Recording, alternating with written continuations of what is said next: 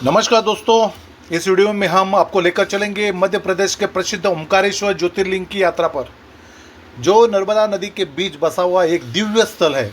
यह मंदिर 12 ज्योतिर्लिंग में से एक है और इसका उज्जैन के महाकालेश्वर ज्योतिर्लिंग से आध्यात्मिक रूप से गहरा संबंध है। और यहाँ तक आना है तो आपको बाय रोड भी आ सकते हैं, आप बाय रेलवे से भी आ सकते हैं और बाय एयर प्लेन से भी आ सकते हैं। प्लेन के लिए आपको इंदौर आना पड़ेगा और रेलवे से आना है तो उज्जैन रेलवे स्टेशन पे आना पड़ेगा।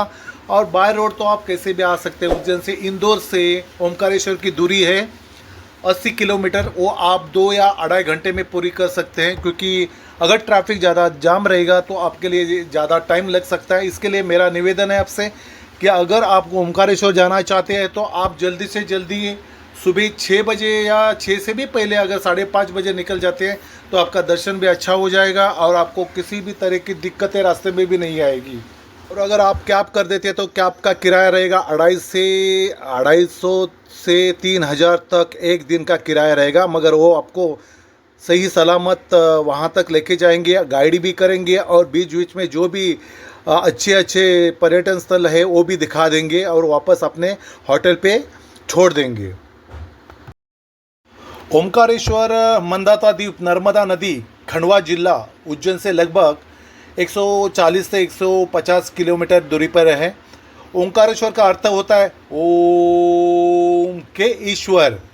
ये मंदिर नर्मदा नदी के बीच एक द्वीप पर बना हुआ है जो ओम के आकार के जैसा दिखाई देता है।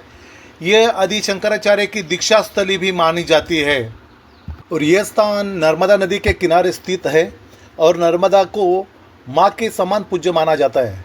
और ऐसी भी मान्यता है कि ओमकारेश्वर के दर्शन के जन्म जन्मांतर के पापों का नाश होता है और मोक्ष की प्राप्ति भी होती है। उज्जैन में महाकालेश्वर और खंडवा के ओमकारेश्वर दोनों ज्योतिर्लिंग मध्य प्रदेश में हैं। श्रद्धालु अक्सर दोनों ज्योतिर्लिंग के दर्शन एक ही मात्रा में करते हैं, जिसे बहुत ही पुण्य का माना जाता है। उज्जैन, काल भैरव, महाकाल, ओंकारेश्वर और ममलेश्वर ये सभी स्थान भक्तों को गहरे आध्यात्मिक अनुभव करवाते हैं।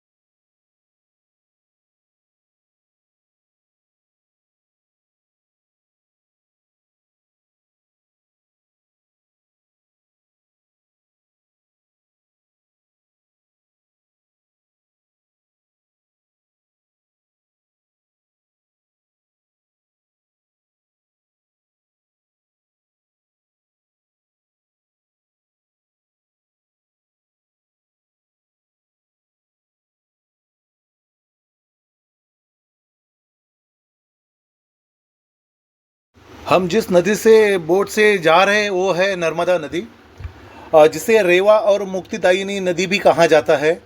भारत की सबसे पवित्र और प्राचीन नदियों में से एक है। ये मध्य प्रदेश के और गुजरात में बहने वाली एकमात्र प्रमुख नदी है जो पूर्व से पश्चिम की ओर प्रवाहित होती है। पौराणिक मान्यता है कि नर्मदा नदी का जन्म भगवान शंकर के ध्यान से हुआ है। ये शिवजी गहरे ध्यान में लीन थे, तब उनके शरीर से जो पसीने की बूंद गिरी उसी से नर्मदा का जन्म हुआ। नर्मदा नदी के तट पर ही ओमकारेश्वर ज्योतिर्लिंग स्थित है और नर्मदा के दर्शन के साथ ही ओमकारेश्वर की यात्रा पूर्ण मानी जाती है।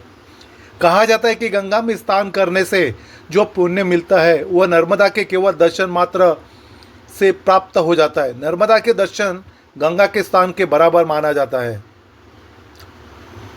अगर आप नर्मदा परिक्रमा करना चाहते हैं तो आप बोट से भी जा सकते हैं, जिसका किराया 100 रुपीज़ से 200। वहाँ बार्गेनिंग भी होता है, तो आप बार्गेनिंग ज़रूर कीजिए। और वहाँ भक्तगण नर्मदा नदी की परिक्रमा करते हैं, यानी नर्मदा के एक किनारे से चलते हुए उद्गम स्थल तक जाते हैं और दूसरे किनारे से वापस लौटते हैं। यह परिक्रमा और अत्यंत पुण्यकारी मानी जाती है।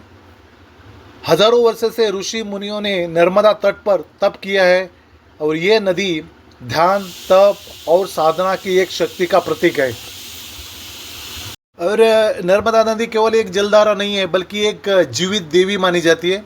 ये नदी हमें पवित्रता, शांति और मोक्ष की ओर ले जाती है।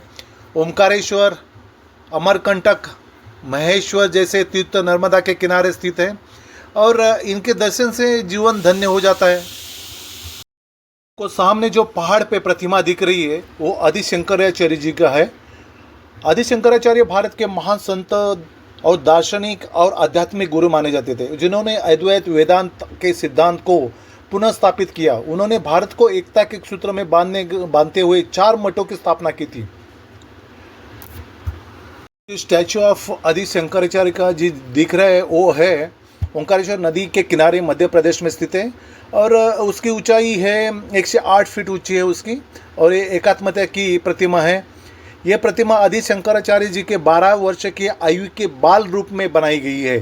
प्रतिमा के पास एक भव्य संग्रहालय है और दर्शन केंद्र बनाया गया है, जिससे शंकराचार्य जी के जीवन, शिक्षाएं और अद्वैत वेदांत के सिद्धांतों को दर्शाया गया है। दोस्तों, हम इस समय ओंकारेश्वर ज्योतिर्लिंग के मुख्य प्रवेश द्वार पर हैं। यहाँ दर्शन के लिए श्रद्धालु लंबी कतार में खड़े होते हैं और मंदिर प्रशासन ने दर्शन की लाइन को बहुत ही व्यवस्थित रखा है। दर्शन धीरे धीरे लेकिन आराम से हो रहा है। अगर आप भी आ रहे हैं तो सुबह जल्दी पहुँचें, और अगर चाहिए तो आप VIP दर्शन भी पा सकते हैं, जिसका चार्जेस है 250 रुपीज़ पर पर्सन। और सामान्य दिनों में तो 15 से 45 मिनट तक आप दर्शन लेके बाहर आ सकते हैं, मगर अगर सावन का महीना है या शिवरात्रि है, सोमवारी जैसे पर्व पर 2 से 5 घंटे भी वहाँ लग सकते हैं। उधर भी 2 लाइन है, जो सामान्य दर्शन ले सकते हैं आप और VIP दर्शन ले सकते हैं। और मंदिर के दर्शन का समय होता है सुबह 5 बजे से दोपहर 12 बजे तक और शाम 4 बजे से 9:30 बजे तक। ओंकारेश्वर जी का दर्शन होने के बाद हम लोग निकलते हैं ममलेश्वर भगवान के दर्शन लेने के लिए। अगर आप ओंकारेश्वर जाते हैं तो ममलेश्वर का दर्शन लेना बहुत ज़रूरी है, नहीं तो आपका जो जर्नी है वो अधूरा माना जाता है। ममलेश्वर मंदिर मध्य प्रदेश के खंडवा जिले में ओंकारेश्वर द्वीप पर ही स्थित है। यह नर्मदा नदी के किनारे ओंकारेश्वर ज्योतिर्लिंग के पास ही है। ये मंदिर को अमलेश्वर या ममलेश्वर नाम से भी प्रसिद्ध है और इसे ओंकारेश्वर ज्योतिर्लिंग का द्वितीय भाग माना जाता है। पौराणिक मान्यता अनुसार ओंकारेश्वर और ममलेश्वर दोनों भी मिलकर एक ही ज्योतिर्लिंग के रूप हैं। और अच्छे दोनों को भी दर्शन होने के बाद हम लोग वापस अपनी गाड़ी से होटल की तरफ निकल रहे हैं। और आप रास्ते, और वीडियो अच्छा लगा तो लाइक कीजिए और सब्सक्राइब कीजिए। हर हर महादेव।